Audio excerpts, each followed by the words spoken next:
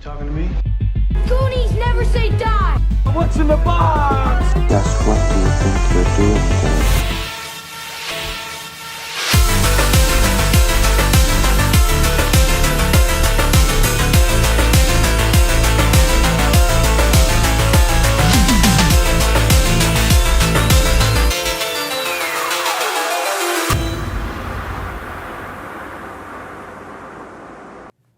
Hello, everybody. Welcome to Big Bang Cinema. My name is Isaac, the new members only Jack and Anderson. I'm Tyler Keene. And this is a movie show where we talk about movie news. Movie reviews. And every single thing in between. Tyler, how you doing today? I am here. You are here. Mm-hmm. And you know what they say, a jacket's very effective when it doesn't have sleeves. Mm-hmm. That's the selling point right there. I don't wear jackets with sleeves. I don't wear pants with legs. I was about to say pants with sleeves. I wear shorts. We've come a long way as a society. Leg sleeves. Leaves, as they call them. Leg which sleeves. most women that I've talked to know very well is the leaves. So that's a thinker. You're just going to think about that for the rest of the show. You'll get it later. But guys, speaking about people leaving, The French Dispatch is a new trailer from Wes Anderson's new film. And we're going to be talking about it right now. So, The French Dispatch, what is The French Dispatch about? It is about... I believe that's The Hunt. So, art. Art? I guess it's about art. It's about Wes Anderson making another movie. It's about Wes Anderson making another film. Yeah. It's all good. So I think we should at least talk about some of the cast in there, because I mean this is some of his like returning people. Like I think Adrian Brody, Benicio del Toro's in it. Bill Murray's in it. Bill Murray's in it. You can't say Wes Anderson without saying a Bill Murray film. Yeah, that is pretty true. I do like the casting of this. What did you think about the trailer and everything? It looked like, honestly, it looks like a Wes Anderson movie. Oh, okay. Well, I mean... unique. Oh, yeah. He definitely has that kind of symmetry and everything. It's like deadpan, but not completely deadpan. Kind of quirky without being silly. Yeah, yeah. They are sort of silly and everything, too. If you've never seen a Wes Anderson film, as you can see, it's hyper-stylized. He always has these kind of like whimsical tones. It has the kind of the harpsichord. It almost feels like 60s whimsical is what I like to call his thing. And he always does a lot of matte paintings that are really well done and a lot of models. It's very reminiscent of like movies from the 60s, kind of like almost like French kind of stuff, which The French Dispatch kind of makes sense. And his framing is really unique for his filming too. Yeah, that man loves some symmetry. Yes, he does. His cinematographer is fantastic, and also Timothée Chalamet is in this one. He's in pretty much everything right now. I believe Jeffrey Wright is in this one too. So just a quality cast.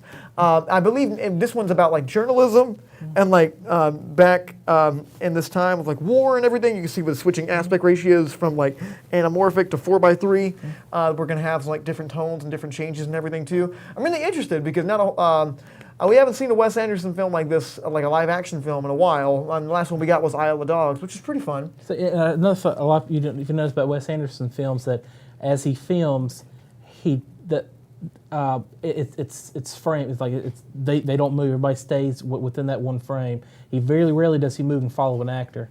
Yeah, you're right, and he doesn't do a whole lot of cuts between each other. It's kind of like just one continuous thing. He has a very unique style, and Joey D, that's been on their show many times, knows exactly all the kinds of things that go in the Wes Anderson films more than I do. But I'm really digging it. Anytime a Wes Anderson film comes out, I'm really excited for it. But any final thoughts on this, Tyler? Probably 95% of Rotten Tomatoes, and it'll probably be probably up for an Academy Award next year, and there's probably going to be a massive hit.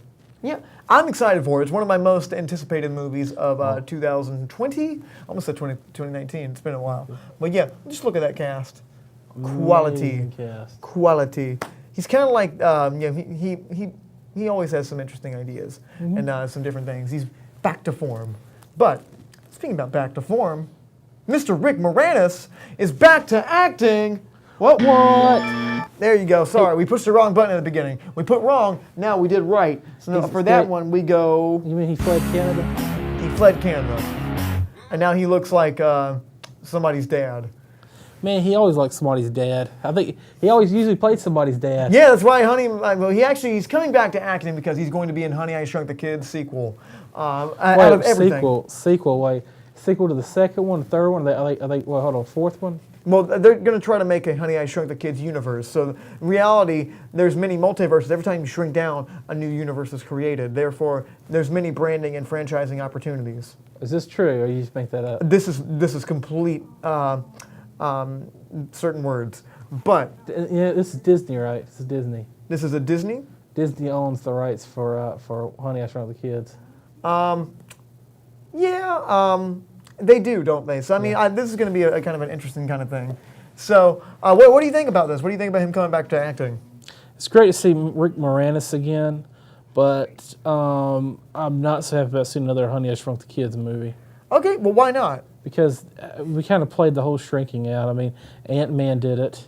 Honey, I Shrunk the Kids did it. Yeah. I mean, is there anything more left to go with shrinking? Avengers did it. You got a good point. I mean, so why don't we just keep this photo up here real quick? Let's just kind of look at the difference between that. I mean, like, he's like a super young guy right there, and obviously he's gotten a little bit older with kind of all his things that he's got going on up there.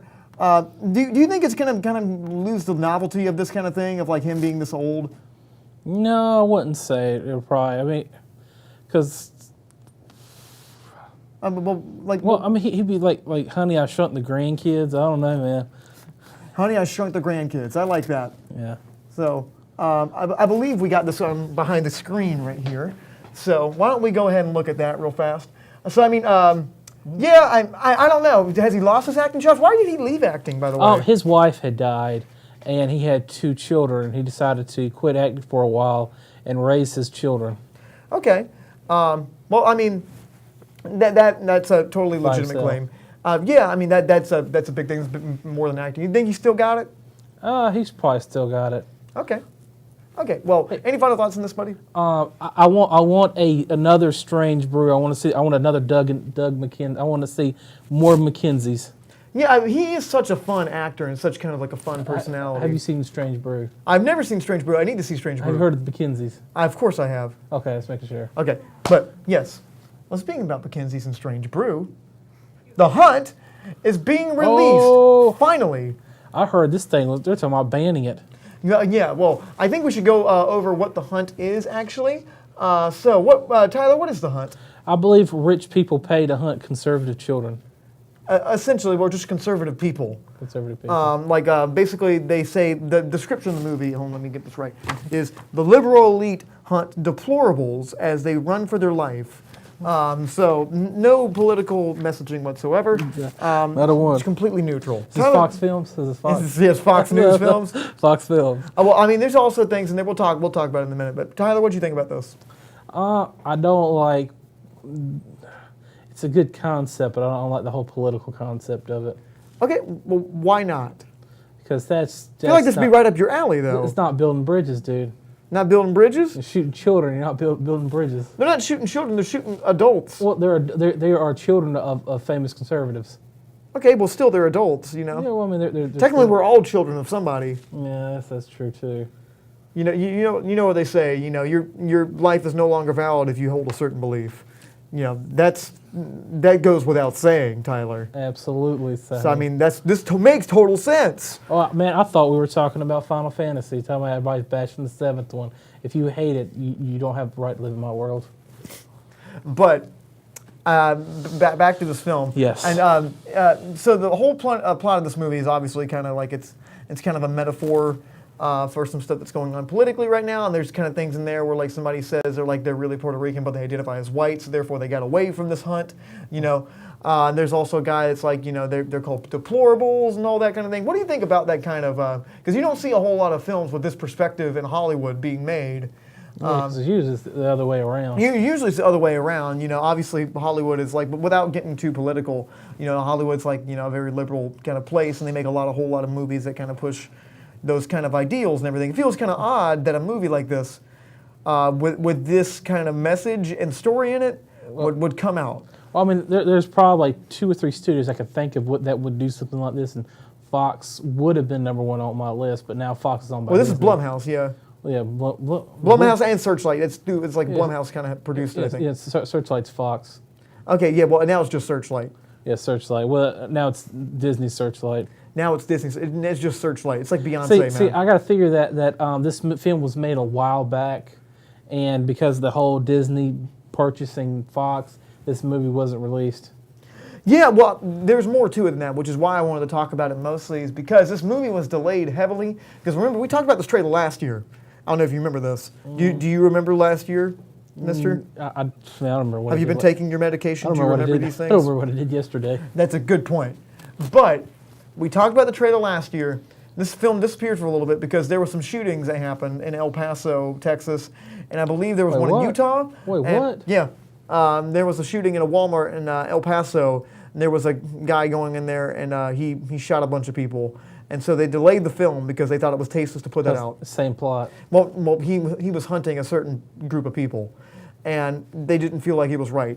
I remember like Community Watch came out like around that time, or like when Trayvon Martin died, and that they had to delay that one. It was kind of like a situation with that, and they had to change the name of it. So they basically, studios run into this kind of stuff all the time. You can't help what current events happen. It's horrible that these kinds of things happen, but they did a good thing. They pushed it back. It wouldn't have been really good if it came out that week. I don't think it would have done well that week. It would have felt a little tasteless. But I'm just interested to see how this movie is going to turn out and how the reception is going to be from people. What do you think? It's probably going to be bashed. It's probably going to, critics going to tear it apart. Okay, well, I'm interested. Not excited, interested. Okay. Well, guys, that's going to do it for my movie news topics. Time for Big Bang Cinema Short Take. The Oscars that apparently no one watched. Yeah, so today's BBC Short Take is going to revolve around the Oscars 2020. We got a lot of people up here, and we have the winner himself, Mr. Bong Joon-ho, with all these Oscars and everything. Yep, there he is right there. The man, the myth, the 4-time Oscar winner. He's like the James Cameron of this year. So what I've come to find out was this was the lowest viewed Oscars in history. Really? That surprises me. No one watched it. Well, I was working at the time. There was a live stream at a theater, and I got to watch some of it up there. There's even debates about just getting rid of the Academy Awards or just having a private ceremony. Yeah. Well, I don't know. I'm part of it. It's the fun, like the big festivities and everybody dancing and everything. It's like, hey, so and so is going up and giving the award to so and so. You know. See, lately, people are using it as a political platform, and they've always done that, though. I mean, it's always been subtle, but now it's like aggressive. I think this year, a lot of speeches I saw, they were actually like quoting the Communist Manifesto. I'm not making this up. I'm making a joke. They were quoting the Communist Manifesto. Who did this? Quite a many actresses. Name one. Actresses, actors. Thank you for that specificness. What's her name? Made one, but yeah, they were quoting it. And You're really narrowing this down, man. Like I said, I don't remember who won, man. Honestly, I didn't really care. Okay, how about we pop up some pictures behind us? Yeah. Naran, why don't you pop up this next photo and we'll talk about some of these Oscar winners right now. So Miss Renee Zellweger, that face, that Oscar, that talent. So she has won Best Leading Actress in a Film for Judy, and I know neither of us saw Judy. No. What I've heard, we were going to. Now what I heard was there's actually chocolate inside of every Oscar. All right, that was only for Mr. DiCaprio. You know that. Yeah, the chocolate. Well, what do you think about her win? We also have Taika Waititi right here, the director of Jojo Rabbit. But like Renee Zellweger, what do you think about her winning? Because Scarlett Johansson was also nominated. I believe Saoirse Ronan was also nominated for Little Women. Who do you think should have won, or do you think she should have won? I'm not gonna lie, I don't believe I saw any of those films. Really? That's surprising. Look at her. Look at her looking at you like that. She's looking into the camera and looking back at you in a judgmental way. I'm not gonna lie, I forgot Judy exists until she won the Academy Award for it. Shame. What? Did you hate women? Little one. I didn't know that movie was even out yet. Well, I was just saying you hate women in general, but No. that answers that question. No, Guys, why don't we pop up to this? They hate me. So, Mr. Taika Waititi himself won Best Adapted Screenplay For Jojo Rabbit. for Jojo Rabbit, and he got really emotional during the speech. What did you think about that? Him winning? Well, as controversial as his movie was, I think it was pretty unique of his screenplay that he had. I think Taika Waititi is one of the best talents we got out right now. I think he more than deserved this kind of thing. And I'm really excited to see what he does next. I would love to see, as much as I don't want to see another Star Wars movie, I think Star Wars is really good in his hands. But I like him doing his original ideas because I think that's where his home and bread and butter is. But next person, next winner. What What do we got? Mr. Joaquin Phoenix himself. This was probably the most interesting thing of the night because obviously everybody kind of anticipated that he wins for Joker. And granted, he's great in Joker. So, yeah, we got the Golden Globe for Joker. He got the Golden Globe for Joker. He also got the Independent Film Award for Joker. And everybody knew he was great in the movie. And he won, and he spent 10 minutes talking about where milk comes from. That was kind of weird. What did you think about this win? He got what he deserved. Yes, he did. He got what he deserved. There you go. Watch the movie. Read the screenplay. And then people brought him up there to make fun of him. That's right. Yeah, you guys are terrible people. What do you do when you throw a Joaquin Phoenix into a society that abandons him? All I got to say is we live in a society. We live in a and society. And he was abandoned in this society. He said it. Then for 10 minutes he got on stage to talk about milk, and everybody tried not to make fun of him for it. Yeah, that's right. And then he wound up becoming iconic for it. So Thank you, Joaquin. I don't drink milk because I'm allergic. So good job, buddy. I agree. Next slide. This was a shock for me. Miss Laura Dern won for Marriage Story. What did you think about? She won Best Supporting Actress.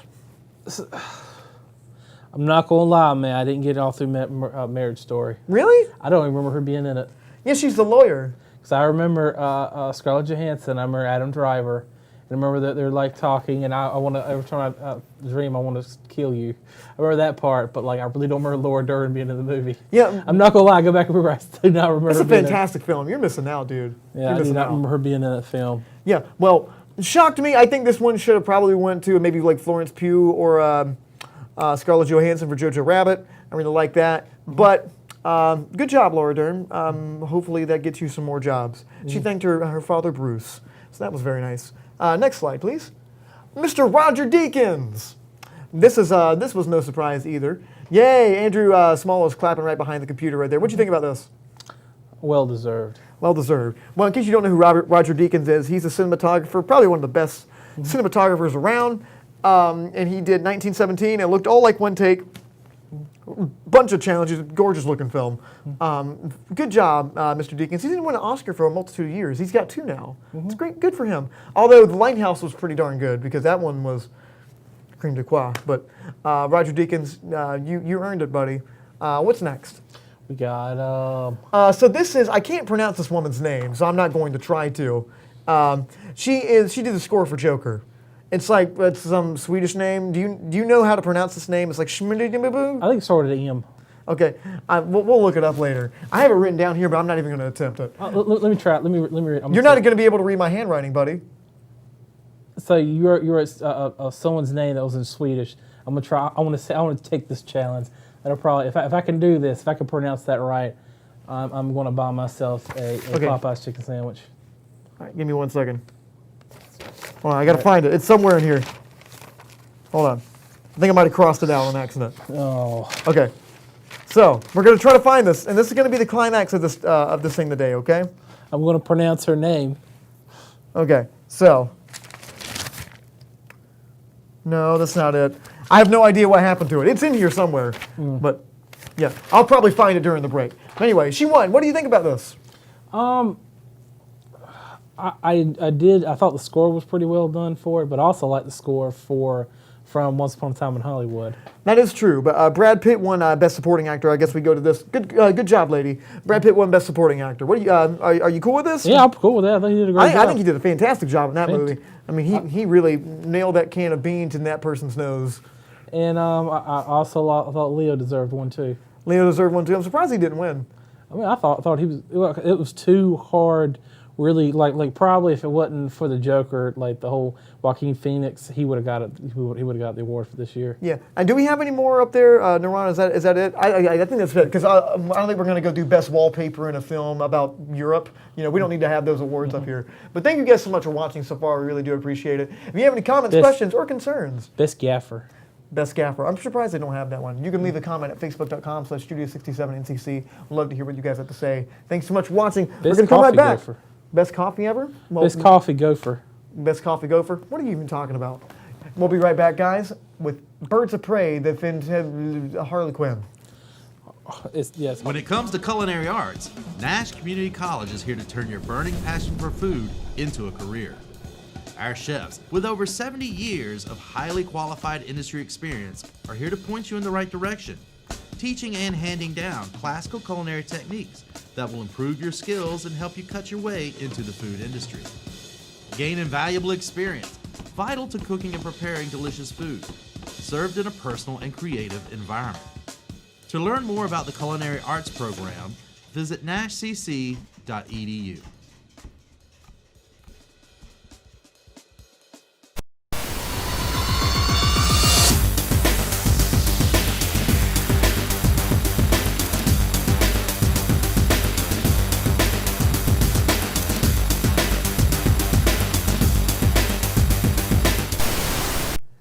Hey guys, welcome back to Big Bang Cinema. My name is Isaac, Workers in the World Unite Anderson. I am Tyler, better dead than Red Keen.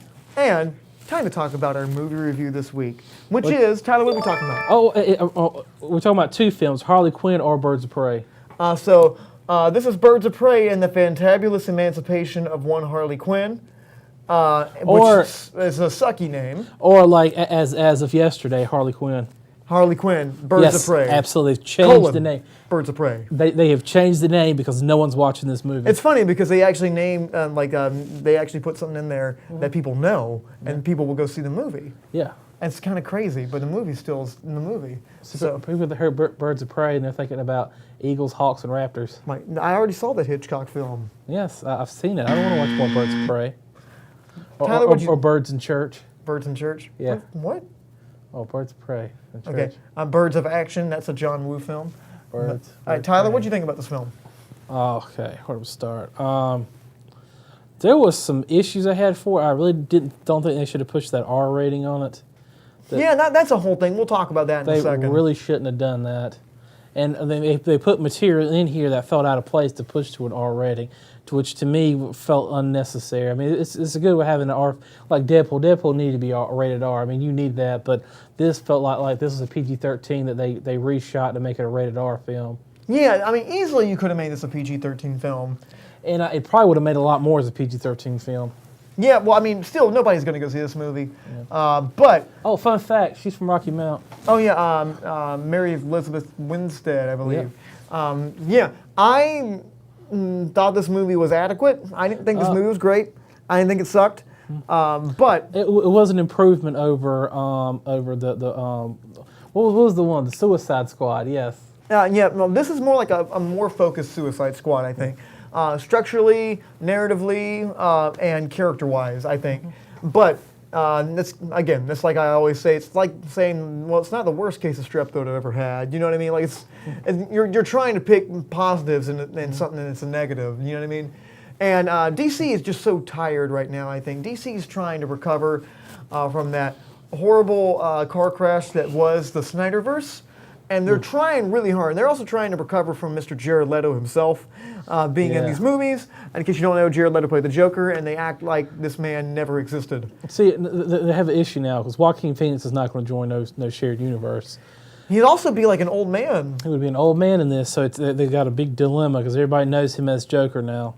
Which, fun fact about the Joker is the first media character for two actors to receive an Academy Award portraying the character. Yeah, and I'm sure Leto thought he was going to win that Oscar too, but good guy, man. Keep trying to get to Mars. Just keep trying. I think everyone who's portrayed the Joker in the film outside of Cesar Romero has an Academy Award. Yeah, you're right. You're right. Jared Leto has an Academy Award too. Yeah, he has an Academy Award. So yeah, but not for Joker. No, absolutely not for Joker. Absolutely. No. That's they're right there. Taking it back after Joker because that movie sucked.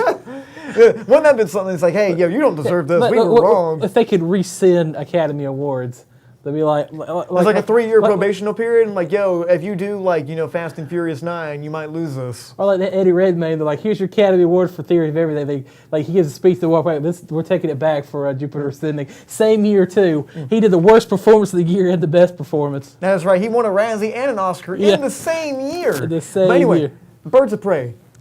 Back to it. Oh okay. Gosh, I don't get back to that. Okay. Well, what did you think of Harley Quinn in this movie? Okay, Harley Quinn is great. Harley Quinn is Harley Quinn. A little too much. One of the best parts about Harley Quinn is Harley Quinn is a little bit of a mystery, and I felt like not anymore. I understand her character very well. Well, I mean, she's still a mystery. Like where's she been? What has she done? What does she do in her spare time? And that was the best part about her. Like she, all we know is she walks around and does crazy stuff.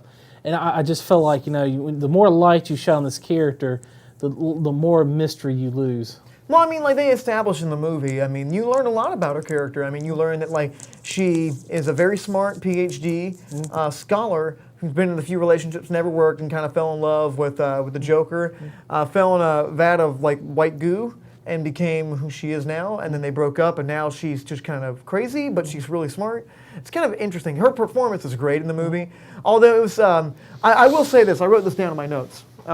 Pretty much any male character in this movie either wants to... Oh, they're bad. They're horrible. They're mean people. Either wants to kill you, assault you, or take your promotion away. She voted for Bernie Sanders. That's the whole thing. I don't want to dwell on that, but that is the whole thing.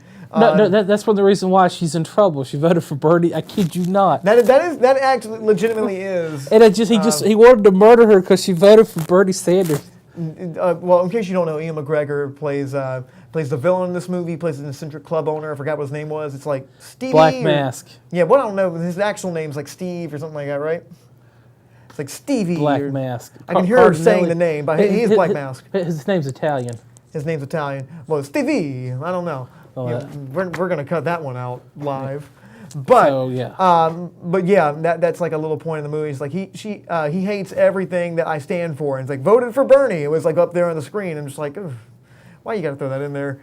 I'm like, I get it. You know what I mean? See, and they had another issue about the whole LGBT part of that film. It's like you know what I'm talking about? Where are you going with this, buddy? Because it was like they wants to kill her because she's a woman. Yeah, well, I mean, every man wants to kill every woman in this movie because they're a woman. And then they threw the LGBT characters. The good ones were the women, and the bad ones were the men. Yeah, that was evil. A little weird. It's implied that this is a slight spoiler for Birds of Prey. And we're almost done talking about this. It's implied that Ewan McGregor is a little gay, but I mean, he's treated as like that's like his downfall. Like, and it feels kind of like a weird kind of dichotomy kind of thing. Like that whole attitude of that in men is bad to be eccentric, but like it's not for a woman. Like, it was real confusing what it was trying to say. It had no story. I got it, girl power. I get it, but it had no overreaching lesson. Yeah, but I mean, it was a basic film. I liked a lot of the things that it tried to do. I liked some of the actiony bits. I was kind of bored throughout the whole thing. I'm not going to remember this film. It's inconsequential. It doesn't really mean a whole lot. They tried to make something before Suicide Squad 2, and it didn't really work. I'm giving this movie a 5 out of 10. It's adequate. 6 out of 10 for me. Okay, you liked it a little more than I did then. Yeah, I like Mary Elizabeth Winstead. Yeah, Huntress was really cool in this movie, even though this movie is Harley Quinn and 5 other actresses. But guys, true. What do you think of Birds of Prey? Harley Quinn, Birds of Prey. Do you feel like that? Oh, and fun. But before we say anything, but it's over. This movie has flopped. It is not doing well. Only made $33 million, right? $33 million, like $100 million budget. That's terrible. And they're really debating about. I kid you not, there have actually been debates about just ending the DC, and they're only going to focus on really big hit characters like Shazam or like Batman, like the back to the. They're not going to focus on small B characters. Yeah, that's a good point. I don't know. What do you think this thing's going to like? You can leave a comment at facebook.com/Studio67NTC. Love to hear what you guys have to say. But guys, next week we're going to review the ever-awaited Sonic the Hedgehog, which they redid the effects for in post. It's not going to be as good as the original. As the 1990s like Sonic game? No, the one they made last year. Okay. So they had to go back. The trailer. Yeah, they had to go back and remake. The whole film's done. They had to go back and remake it. Yeah, I know that. I'm sure they are itching for this. They need to have both on a Blu-ray release. Okay, that would be good. The Sonic Special Edition. But guys, thank you so much for watching. My name is Isaac. This jacket's getting really hot. Anderson. I'm Tyler. Stay lovely. Have a good weekend. Dude, Sonic the Terror version. I'll see.